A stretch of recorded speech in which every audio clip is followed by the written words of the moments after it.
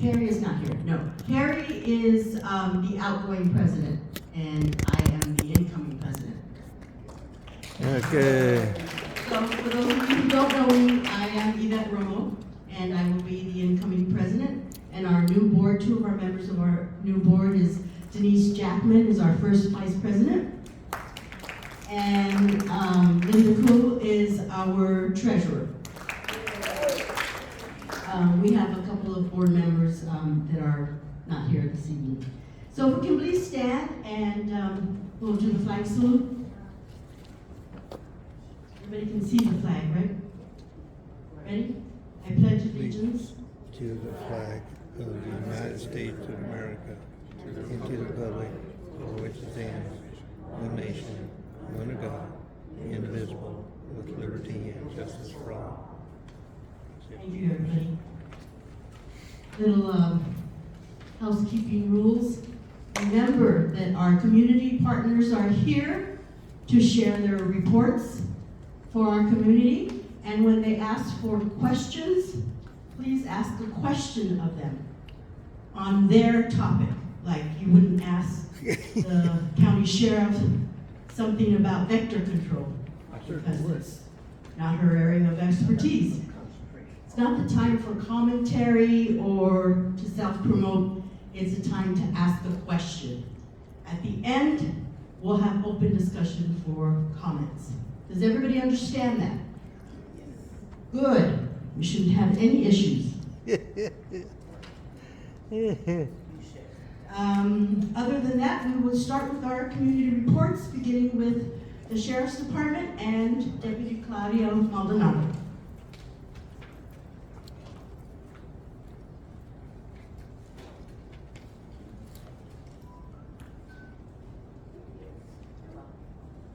Hello everybody, good afternoon.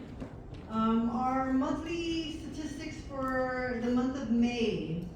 Our vehicle birds are still the same. We have double digits, that's 40 vehicle birds for the month of May. We did have 5 assault with a deadly weapon issues. And we've had increase in our domestic violence for the month of May. Usually with law enforcement, with summer coming, people hanging out and having a few beers, that's when our domestic violence crimes go up because people end up discussing things from the past or from the present. And so if you hear your neighbors arguing, even if it's just arguing, they're yelling at each other, go ahead and give us a call and we'll go and try to de-escalate whatever issues are going on so we don't get to the stage of having to go in and arrest somebody for domestic violence. So we did have a murder at one of our squatter houses on Doubletree. I don't know if anybody heard about that. The suspect is outstanding, but it was gang related. So it wasn't just some random person that went into the house and committed this crime. It is gang related. So if you live next to a house that's being squatted or that you see gang activity, please, like I said, give me an email, shoot me an email, or call the station so we could check out the house. This house has been a nuisance for quite some time, and now that this happened, everybody left the location, obviously, and the house was given back to the owner, but there was a lot of damage to the house. There was a lot of graffiti, there was a lot of plumbing issues. They were just squatting there, doing their business, squatting there, but the house has been vacant since then. Again, with the residential burglaries, if you are going to be leaving on vacation for the summer, please advise us so we do control checks at your residence. Cameras are a huge thing still. We have a lot of people that are sending us videos from crimes that are going on, and we really appreciate that because that gives us a starting point and changes the crime from a whodunit, that we have no suspect, to possibly getting a suspect if we get a vehicle license plate, and we can follow up with that. We are having a big homeless encampment operation on the 17th with our host team, and we will be doing that operation on the 60 and Nogales. So behind the sound wall, there is a huge encampment, and we're going to be going to that location to offer the homeless assistance, and also to identify who's back there. Because if the crimes are occurring in that particular area, we like to know who's who in the zoo, who's back there, who give us names. We take pictures of them, we take pictures of their tattoos. That way, when there is vehicle burglaries or any kind of crime, we can associate it to whoever's back there. We are going to be having National Night Out Friday, August 2nd. I know it's a little early to discuss, but it is going to be a huge event. We're partnering with Industry Station and Hilda Solis' office, and it's going to be at Chavarron Park. So Friday, August 2nd. Mark that in your calendars, please. Thank you. Oh, any questions? Yes, ma'am. On the gang-related murder that you spoke about, can you tell us what gang it was? We do not know yet because it's still an open investigation since the suspect's still out and about. Because there's been a lot of graffiti with. You would? Yes. Yeah. So I- Yeah, we're aware of that, and the house did have a lot of wood graffiti. It's just unknown if there was an actual wood gang involved in what occurred. Right. I know that it's tagging the streets on Los Padres and on Guerrero a lot. Oh yeah, they're all over the place right now. And if you see those, also email us. We work very well with Public Works, and we could get those. I mean, once we spray paint it, they go back up again. But the more we do it, the more they'll get the hint of to leave it alone. You know. Right. Anybody else? Questions, comments? Yes, ma'am.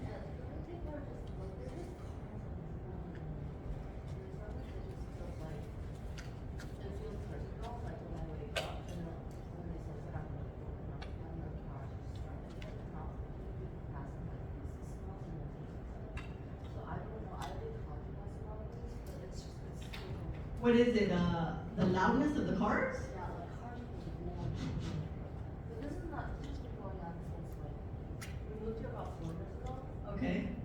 This has been going on since my oldest was here too. So I Okay. don't understand like what's taking so long. What's taking so long as far as what? Like, Like just stopping the cars from like, so you're talking about the exhaust? no, I'm talking about like cars that are like running down the street. The ones that are speeding? Yeah, Is I it don't know. speeding or I is it don't- racing or? They're like cutting or adding the. Yeah, that's, I mean, I'm sure CHP could talk more about this since they're the car guys, but there is an increase in vehicles without exhaust. There is. There is, and it's everywhere. And back in the day, there used to be a ticket you would give them to send them to the. Commissioner. To the, yeah, and before, I don't know if that's still going on, but you used to be able to send them to get their cars inspected because of the loudness of the cars. I don't know if that still happens, but I know that they took that away from us, that we can't cite them for loud exhaust anymore. Okay. It's a fix-it ticket now. Okay, so what? So you could still, I mean, you could still call it in, and we could still respond, and we could look for the, I mean, we could stop them and we could advise them of their exhaust, but other than that, I mean, where exactly do you live on, like, near what major streets? Sala Rosa Orlon. Okay. Yeah, that's a windy street too, right? Santa Rosa, is it windy? It's an uphill. Okay. It's an uphill. Yeah, and also there's just neighbors passing like easy smell, like smells in the neighborhood. Feces smell? Yeah, like I don't understand what's going on. Okay. Yeah, well, we'll talk outside, cause, yeah, I need more information as to what we're talking about. Anybody else? Questions, comments? Yes, ma'am. How do we send photos, or like you mentioned somebody sending videos, how do we send those? You could email me or my partner, and we'll, usually like businesses do this a lot, they'll find videos of a crime occurring on their surveillance, and they'll send it to us with a date and time, and then we have to go look at what reports were written that day, and kind of link them together, and then we add that video or pictures to the report that the detectives are investigating. Okay. So if you happen to find something, you email it to us and you let us know, hey, this happened, my camera caught this day, this time, and we'll link it to a report that was written, or we can go talk to, if a report was not written, we'll go talk to the person that was possibly the victim of this. Maybe they didn't know they could report it. I know a lot of people are not reporting as often, especially with little things, like with petty theft. open and somebody rummaged through their car, they're not even calling it in anymore. I mean, you should, but they don't. Yes. Have you guys kicked your parking enforcement in action? I've been watching on the supervisors and the sheriff and so forth seem to be really excited about all the things you guys are doing on parking enforcement. So guys, don't forget to call me. You got issues with your parking on your street, right? Yeah, we have one parking enforcement officer. One. Okay, thank you. Oh, yeah, he'll get to it if you guys call, he'll go. Thank you. Thank you, Deputy Maldonado. Next, we have the CHP and Officer O'Toole.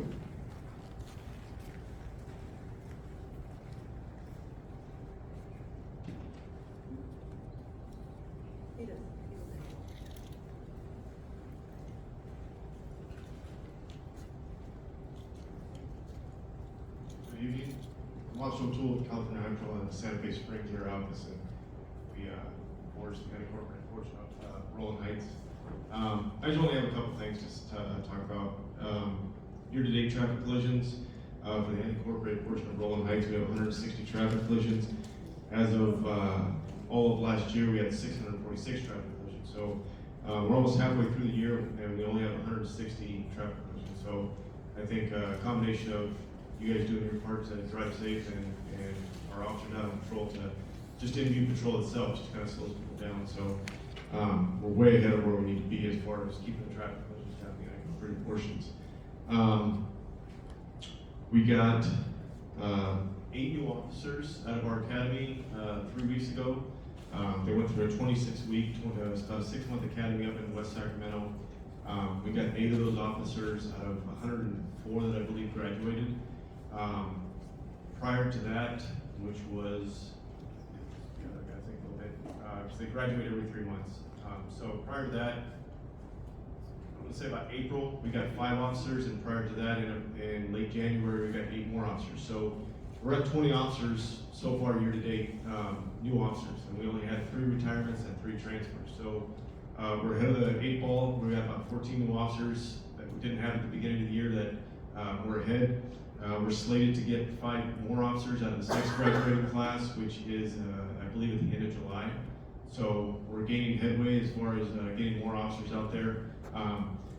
Once they report to our office, they're on about a 3-month to 3.5-month to 4-month training period with 3 to 4 different training officers on all 3 shifts. When they say shifts, it's our morning shift, our afternoon shift, our graveyard shift. So once they meet our satisfactory approval that they can do the job on their own, then they're cut loose on their own. But until then, they're with a trained officer the entire time and learning the areas and working in different areas and everything it takes to do our job sufficiently. The weather's getting warmer. We always have this problem every single year, and you see it on the news. Somebody might leave their dog in a car in the back seat, or put your child in the back seat. They might fall asleep, and you run into the store late after you put your child back there because they're not making any noise. I know I got a somewhat newer truck, and it's got a backseat warning light. If I open the back door, even throw a sweatshirt or something back there, shut the door and get in and drive away. When I stop, it's got a flashing. It drives me nuts, but it's a buzzing thing that just says, backseat reminder. So if you don't have something like that, a good rule of thumb is set your cell phone back there. People can't live without their cell phones, so it's like your umbilical cord is attached to you. So put it in your back seat. You're definitely going to check your back seat for your cell phone, let alone your own child. So put that back there, and that's one way to remember you should be using your cell phone while you're driving anyway, right? So it's a good way to do it. Secondly, kids are out of school for the summer, so as you're driving through your local neighborhoods, if there are kids that still play outside instead of playing video games inside, be mindful of that. There's kids that run out in the street all the time, and it may not be your fault, but even if you're doing 25 miles an hour on a residential street and you hit a child, it's something you'll never forget. It's something you can't live with. If you injure or kill one of these children, granted, it's not going to be your fault, but it's still on your conscience that it's just a child. They don't seem to look, and parents don't seem to pay attention. So they maybe run after a ball or see their dog run across the street chasing their dog, whatever it might be. Just be mindful as you're going through the residential neighborhoods. Just watch out for kids running out in the park or whatever it might be. And that's it, yeah, that's it. I'll take any suggestions, comments, concerns, questions. Nothing? Say again? Did someone actually hit a kid? We get them during the school years, we get a lot of children hit, but like I said, that's only because their parents let them out of the car in the middle of the street and they run across the street instead of actually, parking on the street, parking on the side, the school side, let them walking on the sidewalk, or the actual parent get out of the car and walk with them, which doesn't take a whole lot of effort, but to some people it do, so parents are always seeking the path of least resistance and letting their kid out in the middle of the street. The kid darts across the street as the car's coming the other way, and they'll get hit. So we take a lot of those crashes. It's not newsworthy or anything like that, but it might be a minor injury, it might be a major injury, but it still happens. So just be mindful as you're driving down some of the residential streets, because like I said, these kids, don't know on their own. If they get a ball, their main focus is that ball, and their dog gets away from them, their main focus is that dog. They're not looking for cars down the streets. I have another question. Yeah. You said your officers only get police training Correct. to become a police officer? So they're in an academy for 6 months in West Sacramento. Once they graduate the academy, they're on field training for about 4 months. And that's about 4 weeks on your day shift, 4 weeks on your afternoon shift, 4 weeks on your graveyard shift. And if we think they still need a little more training, we'll extend them to another shift. We think they're, sufficient enough. Granted, nobody's ever sufficient enough. I still ask questions. I've been on the job 27 years. I'm still asking questions. But if they, they deem to be sufficient enough to patrol on their own, we give them a set of car keys and, all right, we'll do this job. Yeah. Right. We have a question over here, sir. Yes. Is it a citable offense to let your kid out of the car in the middle of the street while dropping off or picking up at the school districts? Yes. Is there somebody who, is it CHP that's supposed to do that, or just? So the sheriffs, if they're driving down the street as well, they can cite it as well. I'm a member of our only officer of our community policing team, and I'm in charge of all the schools in Roland Heights, Hacienda Heights, and Incorporated Whittier. So I have 62 schools that I need to attend. Of course, I can't hit them all in one day.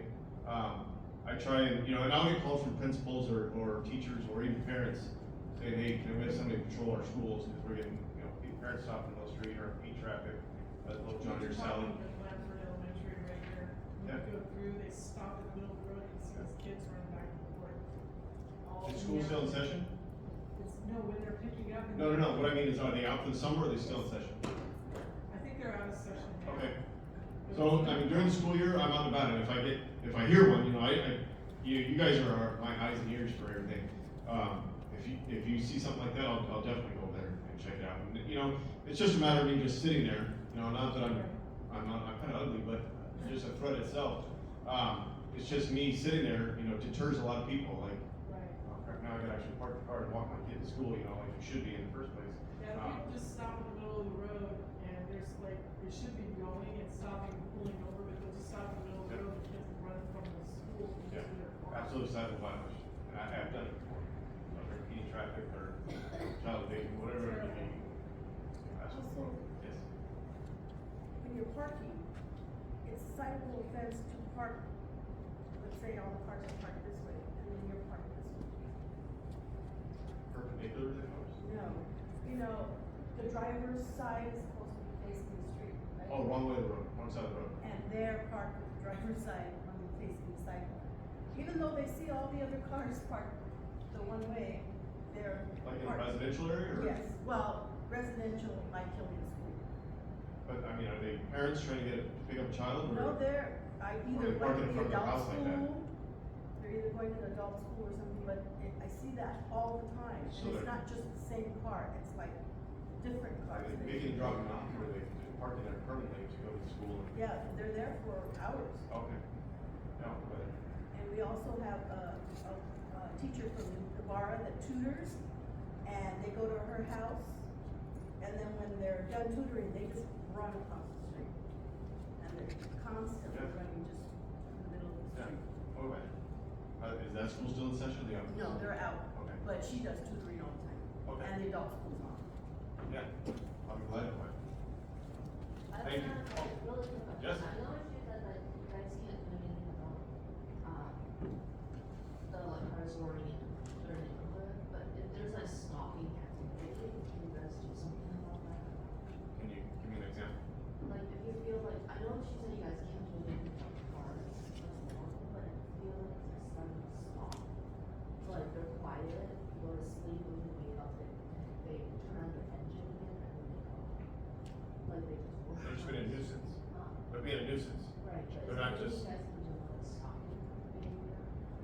starting to sound stopping again. I'm not following. Like- Stalking is, following somebody being creepy. This Is that the stalking you're talking about? it's stopping, but this is going on since my old neighborhood. It's just Google locations, they found it somehow, I don't. Oh, you personally, they So would be somebody's stalking you. Somebody's personally stalking. Yes, but this has been going on for a while. It looks like a similar activity again. So I don't understand. Can you guys do something? But I know she said you guys can't do anything but March 1. But can you do something about starting to sound stop? If you can report it and, and get a, continual, evidence that somebody is stalking you, you can do something about it, sure. You can do something about it. But we need like evidence to prove it, not just hearsay, just so get it on video and say, look, this guy, Wednesday at midnight, Thursday at midnight, Friday at midnight, he's continually here, or whatever it might be. Okay? All right, thank you. Okay, next on the agenda, we have, from the Office of First District Supervisor Hilda Solis, we have Ryan Serrano.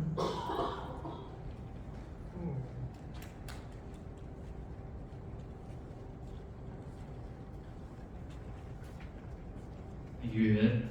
Good evening, everyone. My name is Ryan Serrano. I serve as Deputy District Director for the Office of Supervisor Solis. I have some items for you tonight. The first is candid conversations about cannabis. So I know folks are concerned with the lack, it would appear, of regulation. This is going to be a great opportunity to hear what the county has in store to regulate the cannabis industry. It's actually a 4-month program. If you look in the back, they already have the agenda for the next coming months. But the first meeting is really important because it's going to help you understand the rules and regulations that they're proposing. Additionally, I want to shout out our partnership with the Office of Assemblymember Calderon for the Summer Stars program. This is a free tutoring program for math and reading during the summertime. There's 2 sessions. The first session is reading, that takes place from June 18th to July 11th. And then the second session is the math, that's from July 16th to August 8th. And that's available at both Hacienda Heights and Rolling Heights libraries. And then additionally, we have some information on our LA County Youth at Work program. They're opening up, actually starting today, was the Youth at Work for the library. So if you have anybody that's looking to get some summer work, really great program and a great access point into the county. Is that just for youth?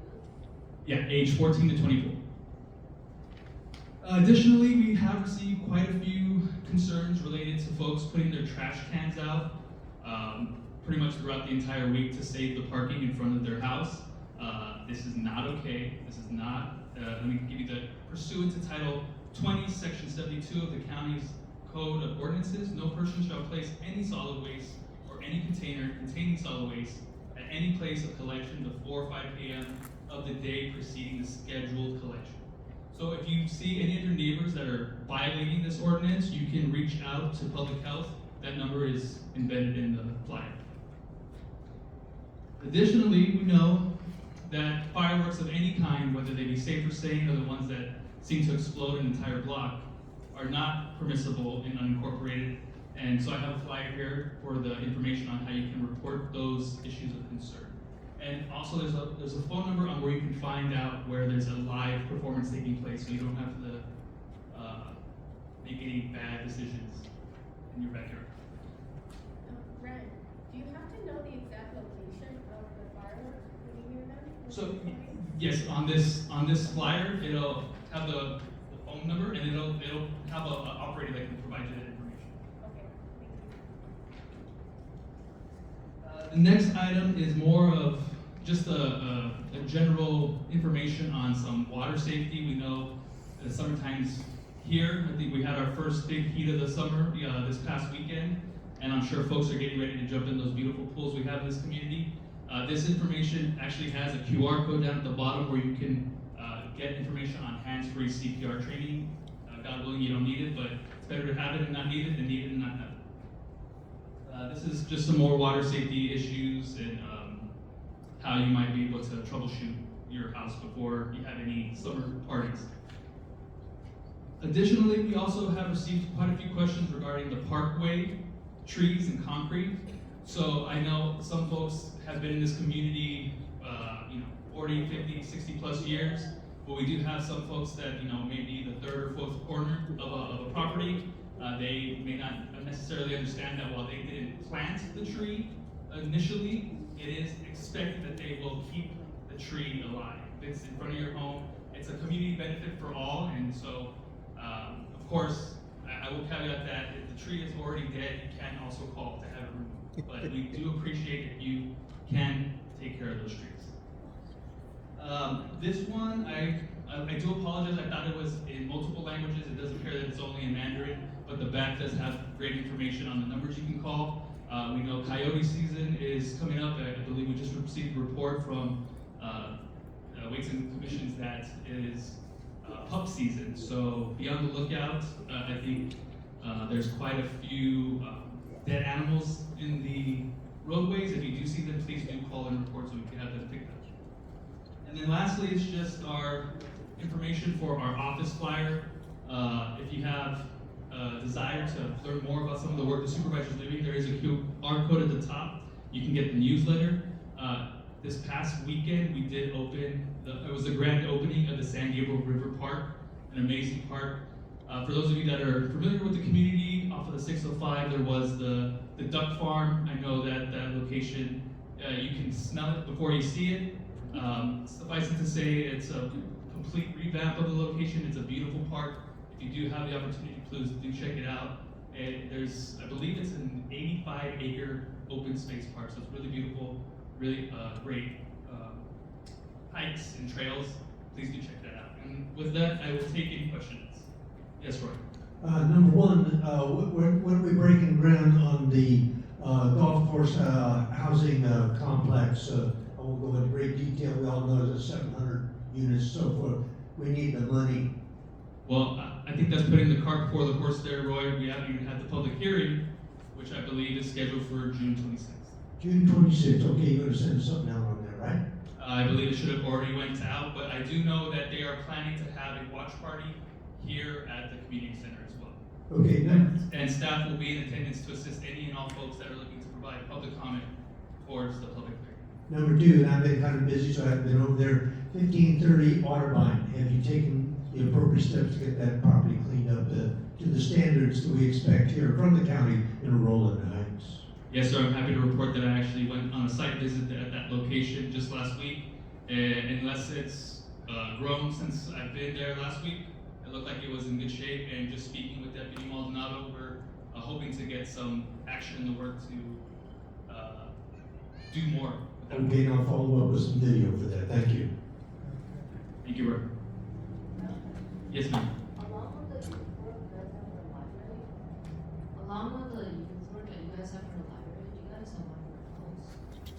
Yes, actually, I think my colleague here is actually going to speak more to that, but they have information about a job fair they're going to be hosting this summer. But you can also, if you're looking for a government job, you can go to governmentjobs.com, and then they have the apparatus in there for LA County, cities as well. And depending on what you're looking to get involved with, I think there's tests that you can take, and then they provide you with the open opportunities that are currently. Yes, Mr. Thompson. Okay. The Buckboard Days Parade, it's scheduled for October. But recently, David Martinez said that there's been a change possibly this year. What can you tell us about it? No change. Actually, when I spoke with David Martinez, I informed him that the supervisor is more than happy to support the 53rd iteration of the Buckboard Day Parade. And as the Buckboard Day Committee requested, no changes to the parade route. Additionally, I know that there was some concerns related to the festival, and so we're going to go ahead and forego that portion this year. But I've informed David that supervisor is more than happy to support and sponsor this event. Okay, so we're not changing anything and Bill the Solstice office, he's completely, gonna. We're on board. We love the community's Buckboard Day Parade, and we know that it's important. 53 years is nothing to sneeze at. That's a lot of tradition, so we want to make sure to provide that opportunity for people to come out and enjoy. So I think they're lacking some volunteers. Yeah, If anybody wants that's to my join, understanding as well. Is anybody in here interested in being a part of 53 years of Roland Heights history? Raise your hands. I see a volunteer right here in the back. Mr. Thompson. Great. We got one. I'll give you something to write. Anybody else? This is a great opportunity. I can get him information. I see some young faces in the crowd that might want to help.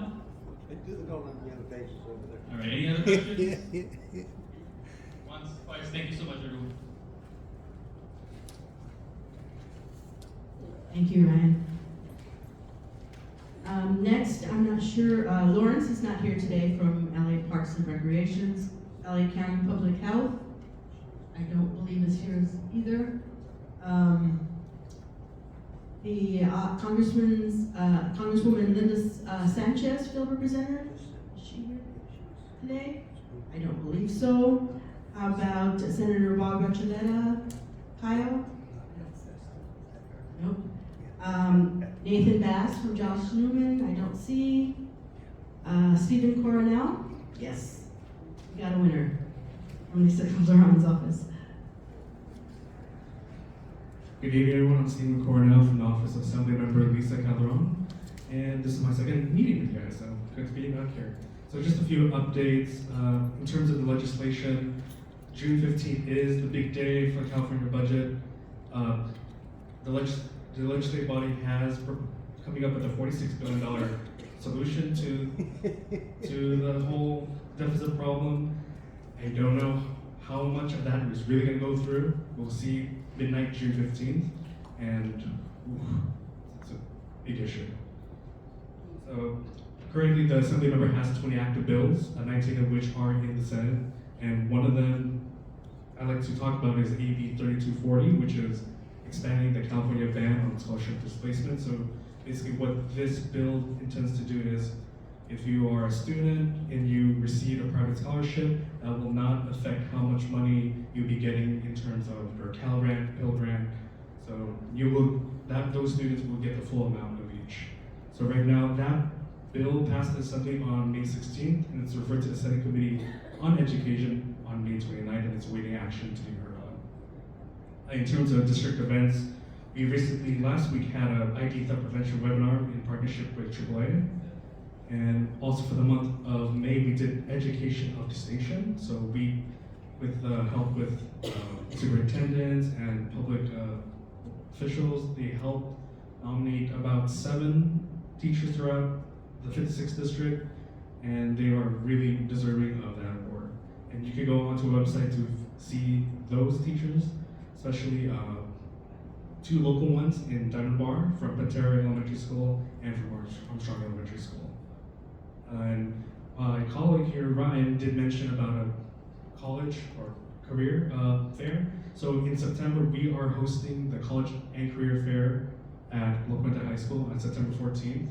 So we're expecting about 40 colleges and about 20 career-based jobs out there. So be on the lookout. If you have any kids who that's about to graduate high school, please encourage them to come by, and we look forward to seeing you guys there. Any questions? Sir. Okay, something that's kind of near and dear to our heart is our homeless one and our poor who need food, what they call it, food insecurity. Help me with some of those terms. I'm not sharp on them, and so forth. And it's just, and I get on the County Board of Supervisors. You can see it on my YouTube channel, by the way. That to take 1 penny of our tax dollars and spend it on illegal immigrants is a slap in the face to all of them. And we actually should have, you want an insurrection, people should be up in arms at the audacity of any level of our government to do this, that to our own people. And we need to step forward on that particular situation. Thank you. Thank you. Thank you. All right. Okay, thank you very much. Is there anyone here that maybe Carrie had scheduled to speak that I'm not aware of? No? Okay. So I didn't get all the speakers that were scheduled to speak here tonight. The last thing is Roland Unified School District, Harry Chen, is in a board meeting, but he sent some highlights to be read off. And it's about different seniors graduating that received pretty prestigious honors, starting with the valedictorian at Roland High School, Alan Lee, was accepted to Princeton University, and Ruby Wu to Cornell University, and she was selected as the Edison Scholar, earning $50,000 for a STEM scholarship, and she plans to study mathematics at Cornell. Also at Roland High School, Khalil Mendoza won the U.S. Air Force ROTC scholarship, totaling more than $350,000 to USC. And so that's pretty impressive. She dreams of becoming an aeronautical engineer, and she is thrilled that her dreams are starting to come through with this amazing scholarship.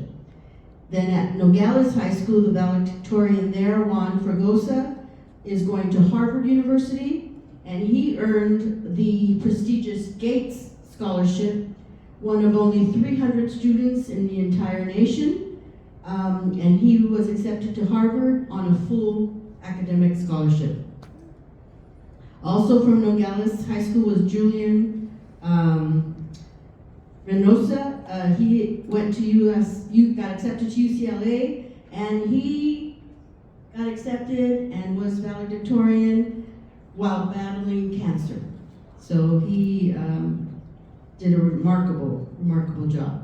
And those are some of the highlights that Carrie wanted to be stated here tonight. Now, I think we will go on to our keynote speaker, and to give a brief introduction will be Denise Jackman.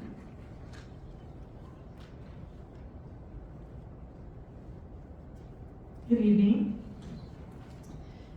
Carolyn Gongoria is an acting public information officer for the Greater Los Angeles County Vector Control District. The district is a government and public health agency that has been protecting the Greater Los Angeles area from mosquitoes and mosquito-borne diseases since 1952. It is the target of the 5 vector control agencies in Los Angeles County. Caroline works in the communications department, which uses an array of communications and outreach strategies to inform nearly 6 million people about the threat of mosquitoes posing to public health. So, go ahead, Caroline.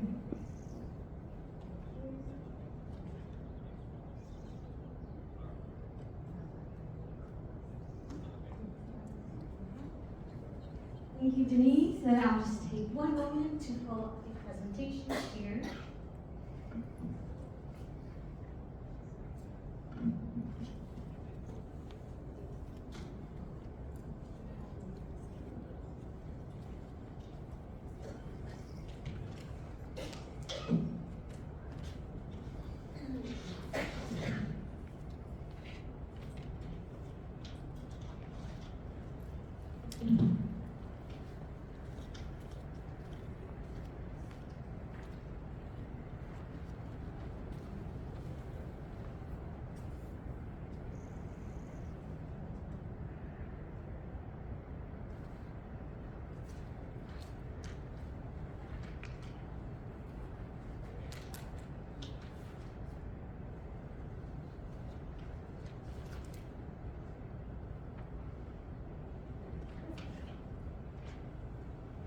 Thank you, everyone. So thank you, Denise, again for the lovely introduction.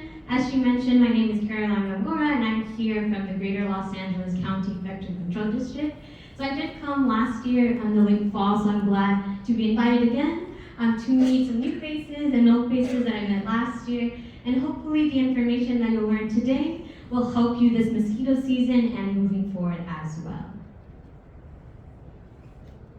So for our agenda, I'll talk a little bit about who our district is. As it was mentioned earlier, there are 5 vector control agencies, just so you know who to go to and what services we provide. Then we'll talk about why we should care about mosquitoes and a little bit of the mosquito life cycle because it is important on knowing how to prevent those mosquito breeding in your home and also those mosquito bites. So really briefly about our district. So we are the largest of the 5 vector control agencies in LA County. As you can see on the map on your left, that is our service area. So if you have family and friends who live within our service area, do let them know about our services. We go north all the way to Santa Clarita, we go south down to San Pedro, and then east, which covers Roland Heights, Hacienda Heights, and all the way to Diamond Bar. So again, we do cover a large area. If you have any friends, family, coworkers, do let them know that we do provide mosquito, black fly, and midge control. So primarily focus on mosquito just because mosquitoes are prevalent throughout the county. And then we serve over 1,000 square miles, 36 cities, and sections of unincorporated LA County as Roland Heights. And then again, serving nearly 6 million residents.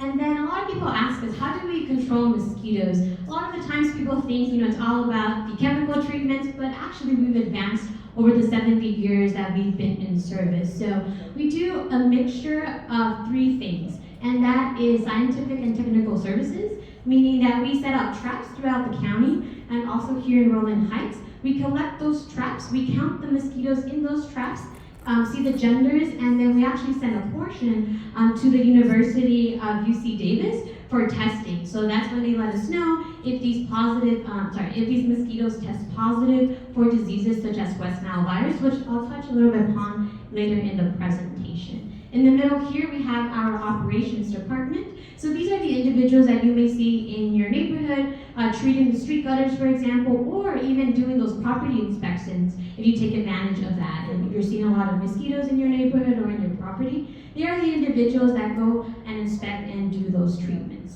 And then lastly, we also have our communications department. So as it was mentioned earlier, that's my department, so I'm a little bit biased. So we really do try our best to go out in the community, in person or virtual. We really try to accommodate those organizations or residents, and we share a lot of information about mosquitoes, what you can do to prevent those bites when you're traveling in here as well. And I do have some resources here at the check-in table in multi-languages, so there's English and Chinese, but I also have Spanish and Korean if needed. Can we ask questions now, or? I think so. Do you have enough time to ask questions in presentation? Oh yes, go ahead. And then Roy, you can pass the microphone, please. Thank you.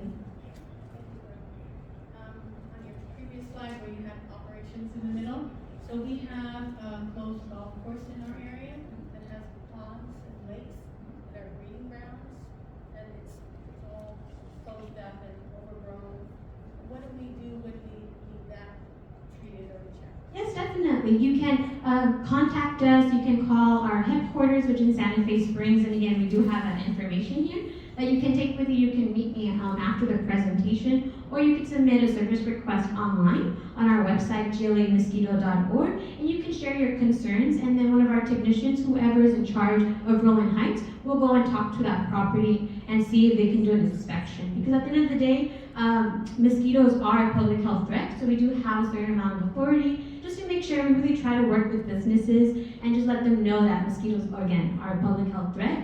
And it's just about going and doing that inspection, and if the technician, after they do that inspection, they can say, this is a great source for mosquito fish, which is a biological method of controlling mosquitoes, or they may do other treatments. So it could be a chemical treatment, or it can be another biological method as well. So if you have any concerns when it comes to public sources, I know Roy has also mentioned and brought to our attention certain places. So it doesn't hurt to just contact us and let us know, and then we can check if that source is already in our database. If it's not, then it can be assigned to a technician to go check it out.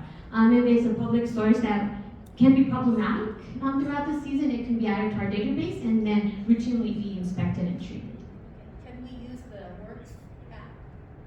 No, so we are a special district, so we're separate from the county, even though we have county in our name. So similar to water districts, we are a special district that service a large area. So you would have to go on our website or give us a call, and then we'll work with you to get that information, and then we'll do that inspection if possible.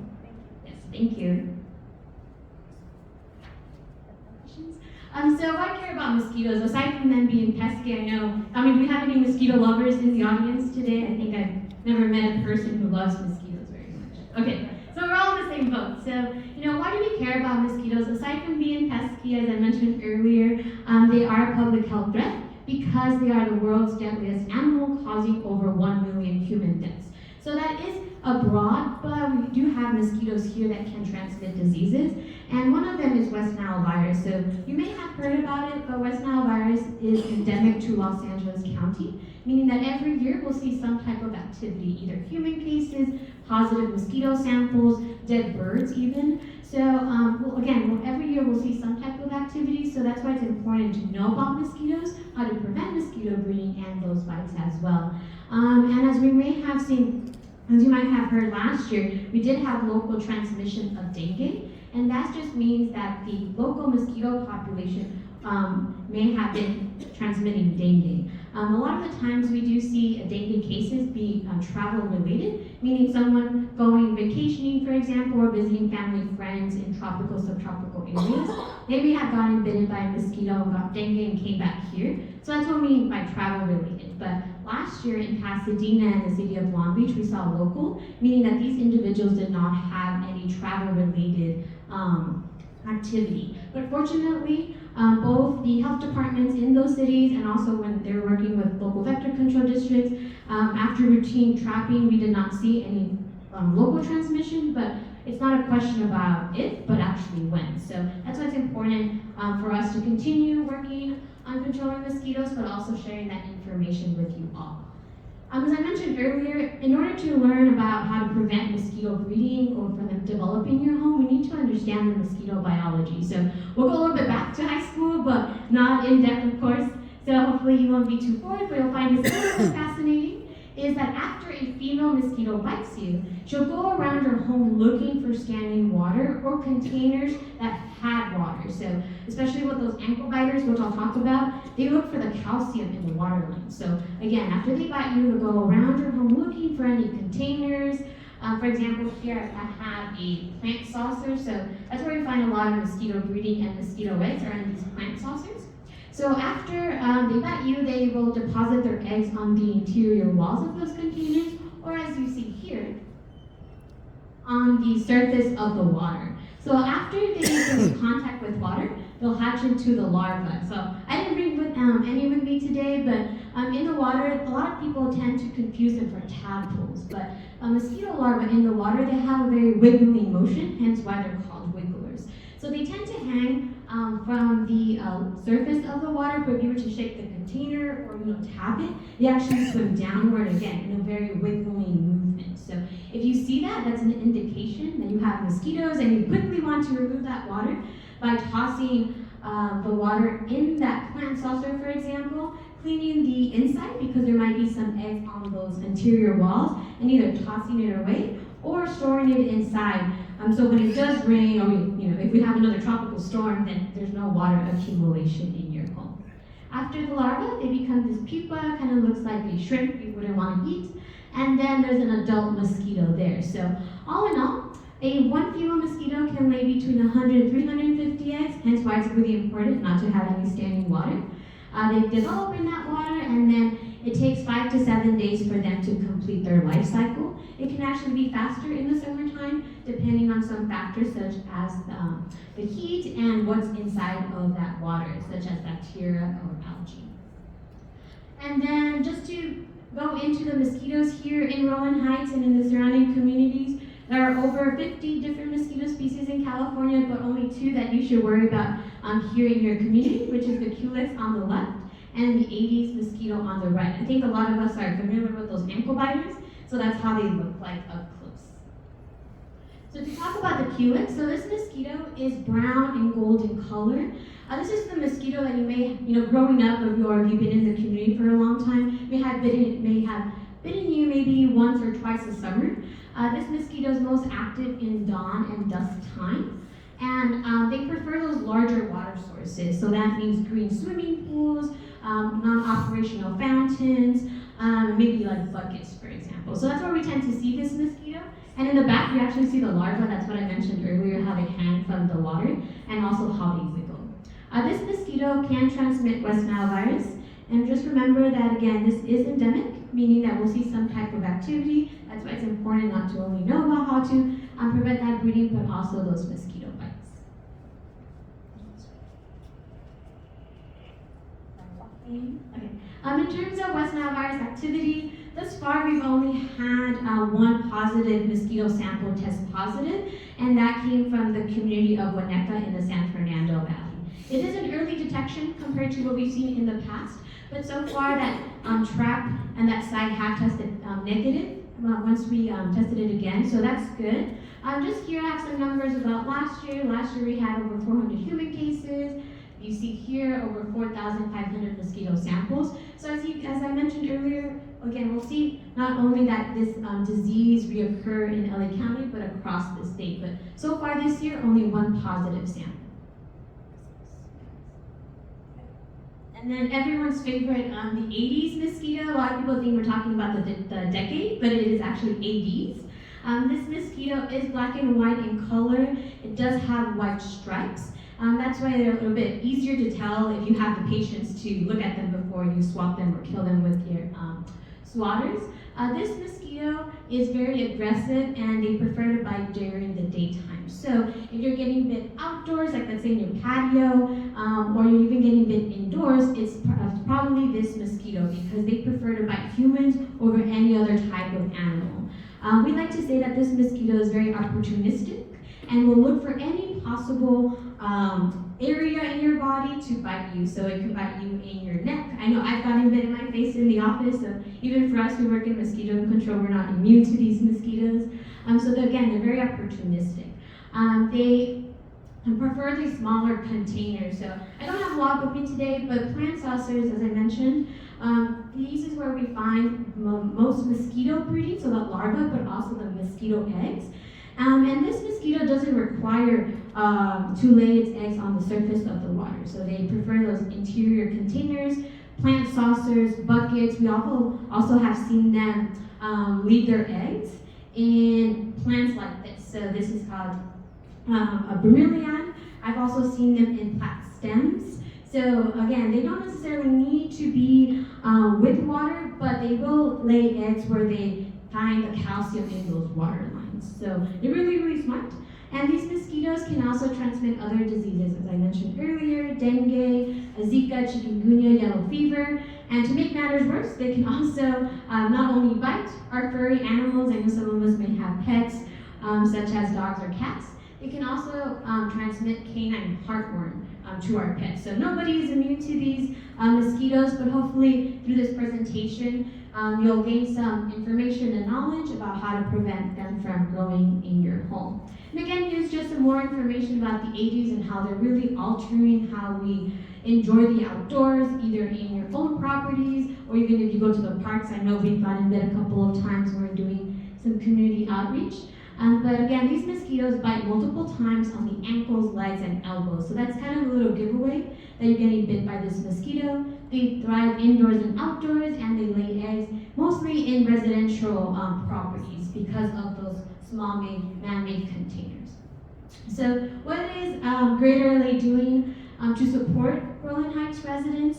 So just here, it might be a little bit difficult to read, but what you're seeing here is that since January 1st, 2023, up to, June 7, 2024, we've done 570 pool inspections. So that includes swimming pools, ornamental ponds. We do tend to see those here in Rowland Heights and also like spas. We've done 630 non-pool inspections. So if you look to the chart here on the left, you'll kind of see a little bit of more information in detail what we mean by that. So if you see here on the top, it says RSD, that just means residential sources. So that's when we do those property inspections. If you call us and let us know you're having mosquito problems, we'll send in our inspector, and they may find, either mosquito breeding or potential sources. And also drains, debris basins, sumps, catch basins, freeway drains, and channels. So we do tackle those public sources and also those residential homes as well. And something I think we had discussed last time when I was here in October is our sterile insect technique. So with these ankle biters, as I mentioned, they're really hard to control once they become established. So we're looking for innovative tools to really help residents deal with this mosquito, but also help us reduce that risk of diseases. So we have started a pilot program in which we are releasing X-ray sterile male mosquitoes into the environment. At this time, it's only in 2 neighborhoods in the Sunland-Tahunga area. And then once they become sterilized through X-rays, these male mosquitoes will be released over a specific amount of time. So we're planning to release these male mosquitoes. We started last month in May, all the way through October of this year. So hopefully we do see a very positive outlook, that we do see a reduction in the mosquito population, and then also the reduction in that disease risk. So a lot to come on that, but right now it's only in those 2 communities, and then based on what we find, there may be a chance that we can take it to other communities as well. So after these mosquitoes are released, they will mate with the wild females, and that's when, again, hopefully, we get to see a reduction in the mosquito population, a reduction in the mosquito bites, and then again, that risk of diseases. And then I think the most important slide for you all today is how to prevent that mosquito breeding and bites. If you look to the left, it's the tip and toss standing water and unneeded containers. If you have no standing water, you don't have mosquitoes. If you have those containers, again, just flip them over, toss them if they're unneeded, recycle them, or store them inside. You can also drill a lot of these buckets that you may have. I know a lot of people do spend a lot of money on these containers because they're not cheap. But if you do have these containers that you're going to repurpose, if you're able to drill a hole, that means that water can drain, especially if it rains in the winter. I know we got some rains in the spring, and hopefully we don't have another tropical storm this year. But that way you can be better prepared for the season. And I do have, again, some multilingual information, and one of them is a checklist that you can take with you. You can share with your neighbors, and it lists all the common places that we see standing water, and also has those recommendations on what to do. And then lastly, the most important, I would say, is going to be your #1 friend this season, is insect repellent. And I do have some samples with me today. If you would like to stop and talk to me and ask a question, you can grab some.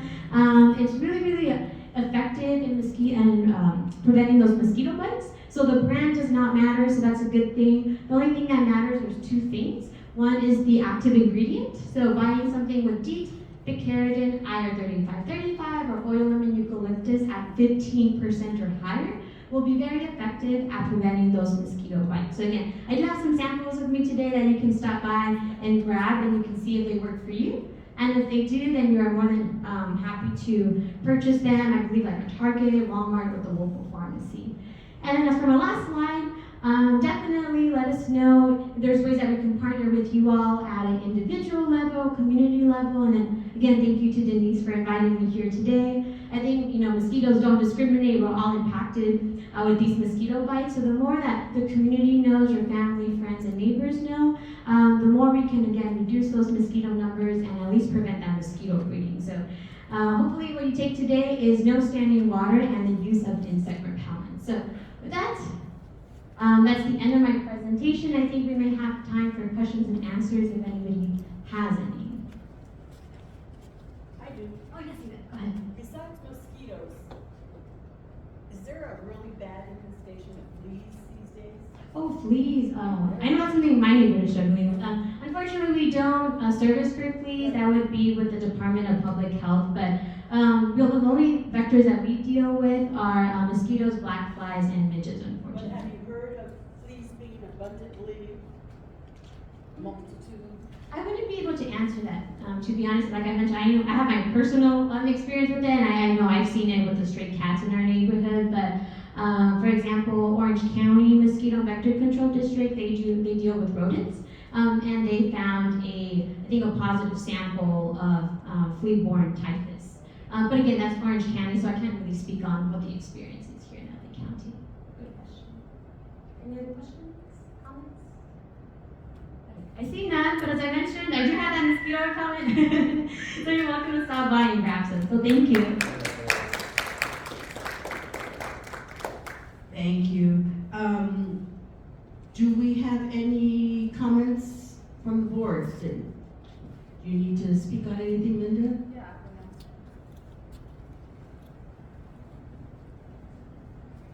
Hi, my name is Linda, and I am on the board of RHCCC. RHCCC. I just want to remind everyone that we have a very important public hearing on the Royal Vista Golf Course on this month, June 26th at 9 a.m. It is in downtown LA. Unfortunately, we were not able to get the commission to come out here. So what we have arranged in lieu of that going out to downtown LA, we're gonna have a watch party, as Ryan announced. We're gonna gather here at 9 o'clock on June 26th, and we're gonna be able, we have the equipment set up so that you'll be able to make your public comment here, and we'll be all together. And we'll have a screen set up where we could watch the Zoom meeting take place. Thank you.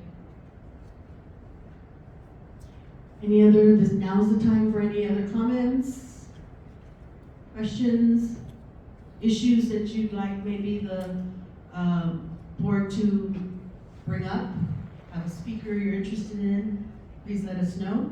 Also, we do have vacancies on the RHCCC executive board. We need a corresponding secretary, we need a historian, and we need one more, community improvement vice president. So if you are interested in joining us, please talk to one of us, and we'd be more than happy to have you welcome aboard on our board. Also, the next meeting for RHCCC will be on the second Monday of July, which is July 8th. And then the barbecue, our 8th annual community barbecue, is June 29th. And there's a flyer there. And there'll be different community relations people, the water district, public health, various vendors will be here. So if you're interested, please join us. That's June 29th, right here. There will be food and different activities for you, so please join us then. If there is nothing else, this meeting will be adjourned. Thank you all for coming.